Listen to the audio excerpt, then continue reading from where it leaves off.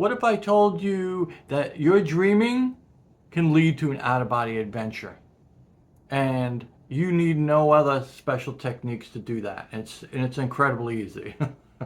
Yeah, let's get right into it. This is my favorite way of getting out of body into the astral, hands down. And I kind of discovered it on my own. There's a lot of techniques, right? I've been going over all the techniques on how you can get out of your body. There's a lot of videos on it, there's a lot of books on it. You got the gateway experience, you have all kinds of other things that we'll get into as well. Basically, the other ways to get out of your body are where you set aside a dedicated amount of time to a dedicated practice, and that will get you out. That gets you out in the physical. So you're going to roll out of your body or some other method, and you'll be here. You'll be in the physical. And that's awesome because there's a ton of things you can do about it. And I've heard from other people that get out into this physical, and I've gotten out into physical too. I don't usually do that, but there's a ton of things you can do here because the physical universe is overlaid by the astral realm. I'm not sure how separate they are. I think it's just a frequency difference. But you're going to sleep every night, and you can use that to have an out-of-body experience that is easy to do and everything you want it to be. So if you like this video, and you know you do, the cat likes it, and you want to subscribe, cat, you need to subscribe. The cat is not a subscriber, man. I'm terribly grateful for the survivors, for the subscribers. We got new subscribers. We doubled our subscriber base from at this point 2 to 4. Thank you. If you're returning here, I thank you personally, right? Yeah, so let's get on to it. Basically, I described it a little bit in the last video. You dream, then you lucid dream, then you out of body. That's my method. The dreaming always comes first. This is like subconscious dreams, and you're just like all over the place consciously, and weird things are happening, and you don't care. It's whatever, one thing after the next, and it's not your consciousness controlling anything. And then you become lucid for whatever reason. Now, there's a lot of methods on how to become lucid. Look back at those. Look back at my old videos. They'll be at the end of this video. A lot of methods for becoming lucid. And the ones I use, whatever I talk about on this channel is basically what I use and what's good for me and works all the time. And I just want everybody to have the best. Why should I bring up something complicated and ridiculous? Just because everybody else likes it, or maybe because it gets a lot of clicks, I don't know. But I'm just telling you guys, this is what I do, and it works like a charm for me. So I get out in a regular dream, I get out, and then I become lucid, right, from whatever method I used, and now I'm in control of things. I am in control of things. My waking consciousness is in control of things now. And then I can say what I want. Now, I could do some lucid dreaming stuff, which is fine, but I can also say, I'm going to have an out-of-body experience now. That's what I'm doing now. Now, usually I don't actually say it. I kind of like think it and demand it, and it happens. And then this is what it looks like. So first of all, you're in a dream, and everything's foggy and chaotic, right? And then you become a lucid dreamer. You come from whatever method you used, now you are lucid. Everything seems to stabilize in the dream. The walls are where they are, and the scene is stable, right? The scene is stable. It's not like the wall is dematerializing and there's a building back there, and then there's a giraffe back there, and then there's cars and planes, and all kinds of crazy stuff is going on. You're like, oh, okay, I'm a dreamer, right? When it's lucid, whatever you got going on basically is going to continue. So if you were, all that other stuff was happening and then you found yourself in the living room, but then you became lucid, boom, that's what it's going to be. Now it's stable. It's a dream apartment or living room or office or doctor's office or wherever you are, parking lot. Um, and it's stable. So now now I'm going to have an out of body experience from here. I'm going to travel to the astral realm. I'm going to see the astral realm. Have that intent and do that. Don't ask anybody out there, right? Don't ask anybody out there. It's internal. It's you. You can do it. Just tell yourself you're going to do it. When I do that, usually this changes, whatever the scene that I'm in changes, because now I'm doing this. Sometimes it's drastic. Sometimes I realize I'm having some kind of a lucid dream next to my body. Um, oh, I didn't, yeah. Hmm. I just realized something. I didn't put it in the last video. That your body is like this cat. Say this cat is dreaming and having an out of body experience or something like it, and they do.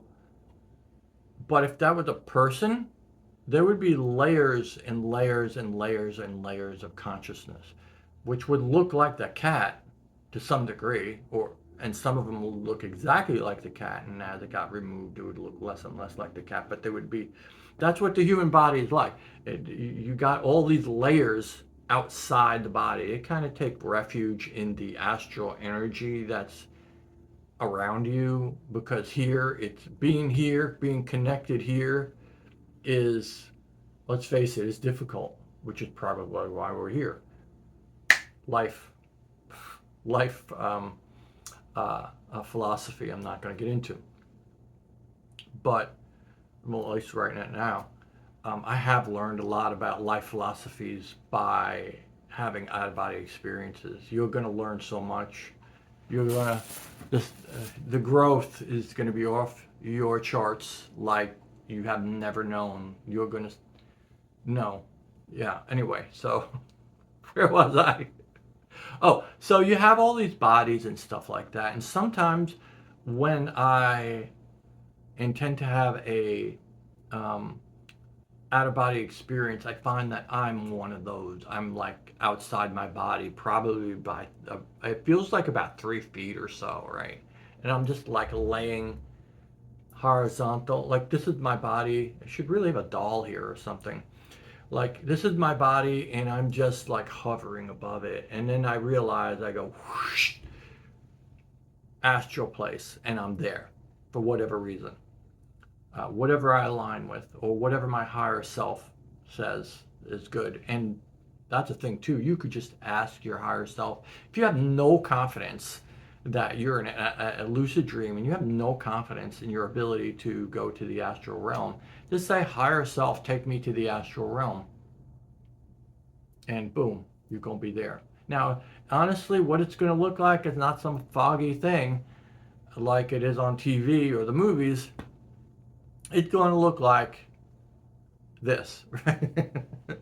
It just looks like regular stuff for the most part. Well, where you're going to be, it's going to look a lot like just physical reality. And there you are. You're in the astral realm now, and you can. Now, the difference here too is when you leave like that, it's very easy to get sucked back in to dreaming or lucid dreaming or become unconscious or forget about it. When you leave from your body intentionally in a dedicated ceremony, let's say, to get out of your body, that's a lock. You're going to be out until you're not out.